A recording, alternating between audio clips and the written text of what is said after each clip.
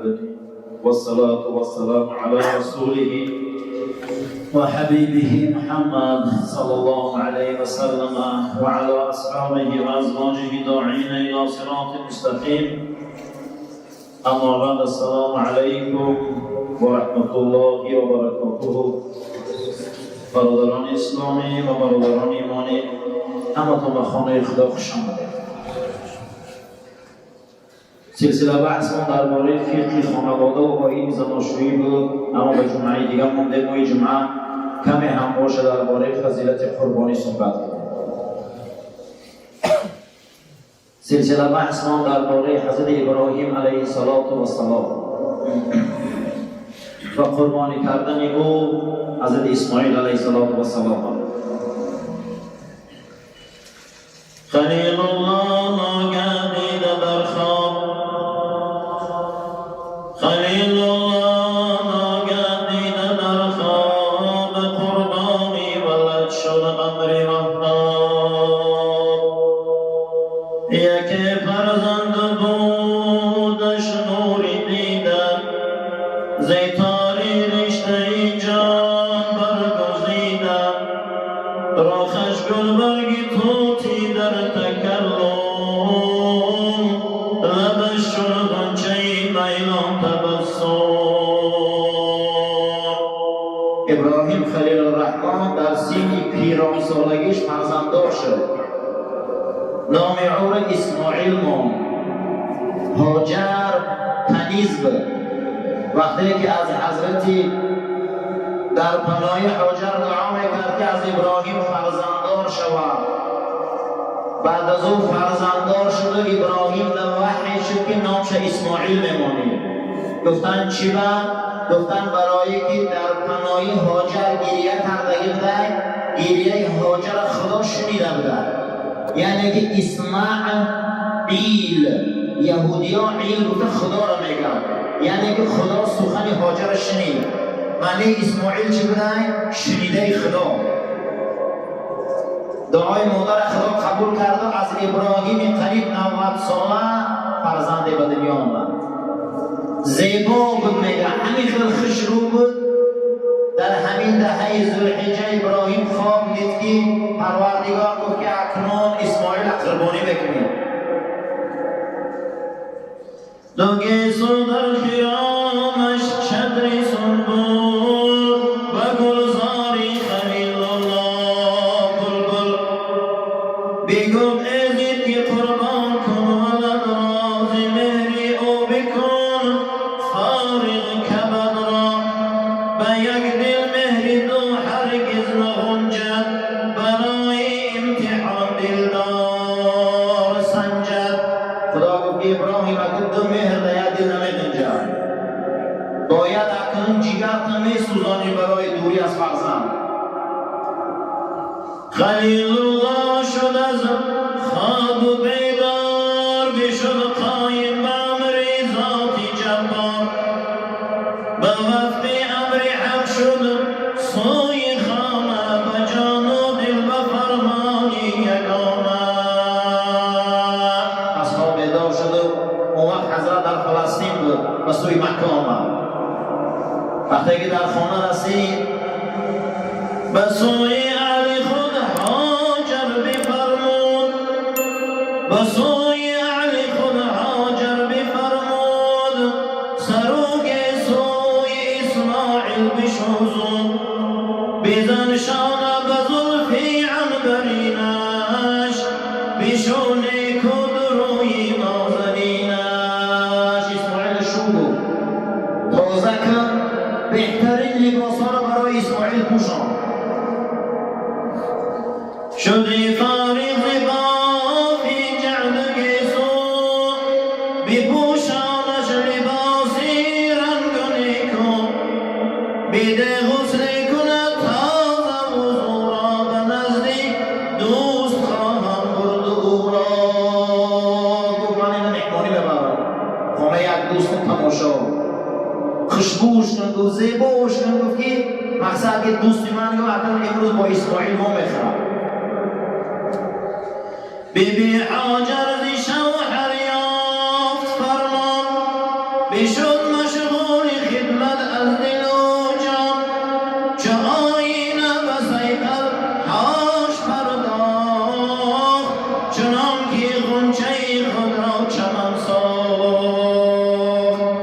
دسته گل کرد مگه اسماعیل حضرت اسماعیل چقدر خشوع بودن همین قدر زیبا بودن حضرت اسماعیل حدیث روایت ہے که جناب پیغمبر گفته که کسی خواه ابراهیم و اسماعیل بینه من تماشا کنه من نگه حد یمیو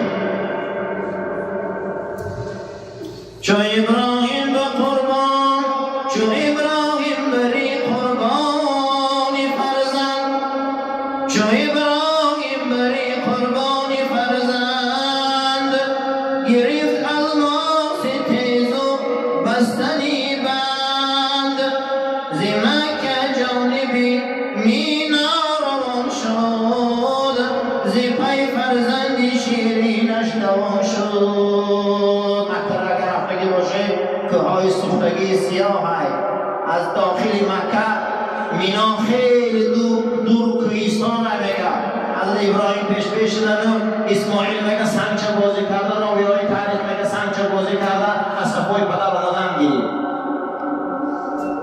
چو اسماعیل برفتن بود در راه گرفت راهش مگر ابلیس گمراه مثالی پیرمرد آمده پیش چو اقرب از برای کردنی نیش بعد از او اسماعیل بازی کرده آمد که پیش یک موی سفید گرفت این ابلیس بود نگه ابلیس نشتری آمد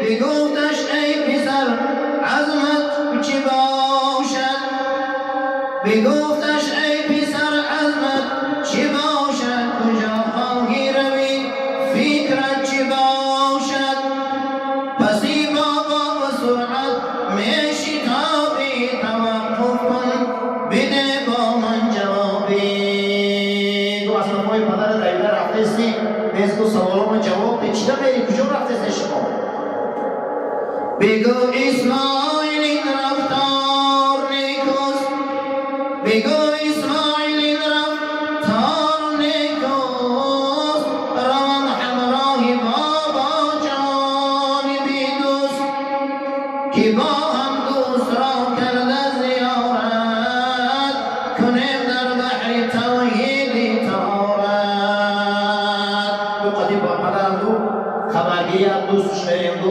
همون رو میبینیم با می بیاییم بگو ابلیس قولی من بکن گوش وگرنه زهر عزرایل کنی نوش ترا کی میبرد باباد سوی دوست کشد چون میشحا از تن کشد پوست گفتی جامعه میبرد آتا یگان جا مهمانی نرفتستی ترا کشتنی بودستی ترا حلق بریدنی بودستی رنگ چارپاات را قربانی میکنه مرا سوی پدر رحم بجان کن مرا سوی پدر رحم بجان کن به یک گوشه برو خود را نحان کن چو گل نورسته ای طفلی جان غنیمت کمالی عمر بر انسان غنیمت بجا شعبون این ابراهیم میگم این یگان برای خود کشتگی نیست این گردنی ترا میبره حیف میکنم بجا شعب ترا قربان کند بابا بخاری نمیگردی خلاص از وی بزاری بگود اسماعیلش ای پیر رحزن که فرموده است بابا را بکشتن گوی رحزن گو کی گفته که اتمانه میکشه که پیکیه گو من فهمیدستم پدر کی راضی باشد بر شمالی وزد در باغ او در نونحالی روا دارد به جانش زهری ماری نمیخواهد به پایم زخمی خاری روزی ایگو مور گذش خورده پرشان ایگو من در روزی نیست که اوزار سگوی چلی گپ ایگو این از عقل دور ایگو که فرمود است او را در بیابان برای کردنی فرزند قربان بگفت ابلیس که شد فرمانی معبود بکن قربان برای ما ولد زود ابراهیم گفت فرمان خدای عالمیان ابراهیم شد ابلیس گفت که بچه را قربانی میکنیم به دستش بند با یک خنجری تیز کند آنجا ترا از حلق و خون ریز بگفت اسماعیلم در راه سبحان دیم سجان نمی ترسم ز یک جان تو در دستش پرچه داره در دستش رزمان داره حیفت میکنه و ابراهیم میگن گو من یکم گو نمیگرده برای خدا تو اگر خدا عمل کردگی باشه و هزار جان باشه گریفتن گرفتن نمیترسیم یه جور چه بگون اسماعیل در راه سبحان دیم سجان نمیترسم ز یک جان به هر نوعی که باشد امری باری به امری دوست جارم جان سپاری بعد از ابراهیم رفتن گیر بگو اسماعیل دوید آمده جلوی که پدر شکبی بگفتا ای پدر پیرست در را و بدخواهی مرا این میزند را بگو ابراهیم نوری دیده همان پیره که در پیشت رسیده مگر ابلیس ملعون است و مردود بگیر از سنگها او را بزن زود بعد از او سنگ سارش کردن امروز برای حاجیت در 3 نقطه سنگزنی واجبات حج شد وقتی که حضرت اسماعیل اکنون در خواباندی دستاش حضرت اسماعیل بست سخت بعد از اون که اسماعیلی 6 ساله پدر نصیحت میکنه بگو تا ای پدر دارم وصیت بگو تا ای پدر دارم وصیت شنو عرضم که دارم از تو منت اولا که مکن تأخیر فرمان مرا کن در رضای دوست قربان احشم نشنی نکن گفت نترسه این رگو میان تا بند کن ولیکن بند دست و پای من سخت که جان از داری فانی تا کشد رخت مبادای زنم من دست و پای به درگاه خدا گردد خطای دست و پامو سخت بند بگو جان کشیدن آسان نیست بگو دست و پا نزنم در اگه ندرسته که نزد خدا گناهگار شوم سخت بند دست پای منم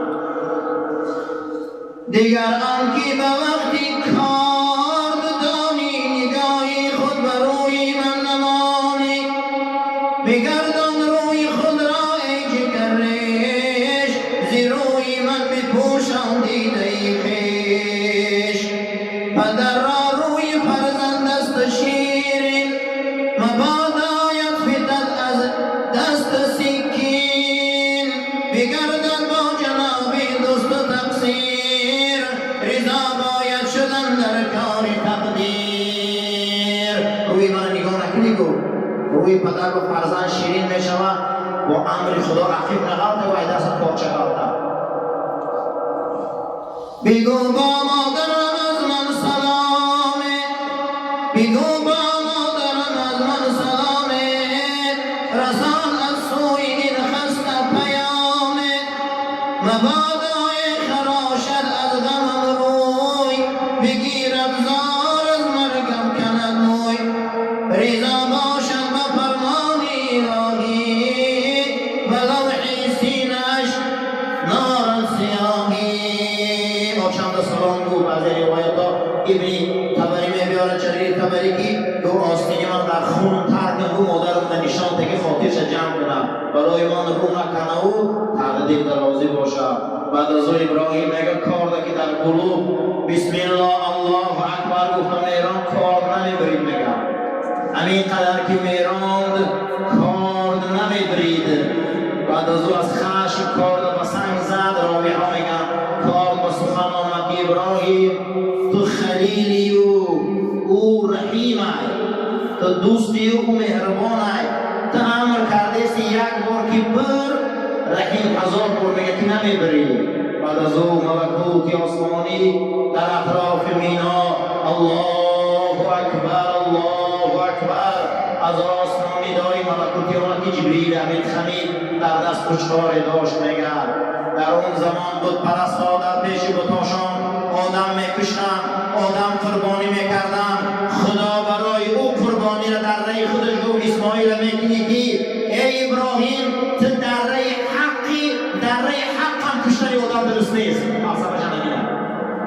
خودپرستای اطراف دست که شما ناحق آدم نکشید.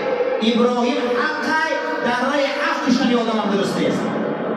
بعد از او پشتکاری آمد کسی که در ایام تشریق الله اکبر لا اله الا الله والله اکبر الله اکبر ولله الحمد گو خدا ثواب سه پیغمبر در نامه اعمالش می‌نویسد. ولی روز ایام تشریق من آگاه میکنم پروردگار و جمعیت ما را جمعیت خیر گردان. دعا کنیم مولا در حق این سرزمین برای ما تیج گردان. راهبریت هدایت و توفیق عطا کن که برای دین خدمت کنم. بعد از او در حق مفتی دعا کنه که غیرت دینیش بلند شود. در حق حکیم احمد دعا کنه که پروردگار نگهبان باشه و غیرت دینیشان بلند شود. یک خواهرمان از آشیانه ششم غلط دیده بوده در وزمین خواننده خدا شفاش دهد. یک برادرمان مرده بوده خدا جاش بهشت کنه. یک برادرمان در حق گذشته‌هاش پدر مادرش دعا طلب ده پدر مادرش خدا سلامت نگه دارد. یک برادر دیگرمان در حق کار و بارش دعا طلب ده خدا کار و بارش برکت دهد. یک برادر دیگرمان در حق سلامتی کار و بارش دعا طلب ده خدا شفاش ده سلامتیش دهد. یک برادر دیگرمان در حق گذشته‌هاش دعا طلب ده گذشته‌هاش خدا جاش بهشت کنه. یک برادر دیگرمان پدرش مرده بوده پروردگار جای پدرش بهشت کنه. پروردگار دعا کنه جوان مردای ما را خدا نگهبان باشه. خداوند از بلاهای زمین و آسمانی ما را نگهبان باشه. خداوند مسجد ما را آباد و زیبا نگه داره. خلفای تمام مسجدهای دنیا را خدایا گشاده گردان. حمیت و غیرت مسلمانان را بلند گردان. خدایا دشمنای دین مفسخار و ذلیل گردان. پروردگار را کسی که برنامه محمد رسول الله در مبارزه میبره نیست را خودش گردان. ربنا تقبل منا انک انت السمیع العلیم. ملت شریف تاجیک از بلاها محفوظ دار. وطن ما را خدای تینجی آسایشش زیاد گردان و جمیع امت محمد از بلاها محفوظ دار برحمتك یا ارحم الراحمین.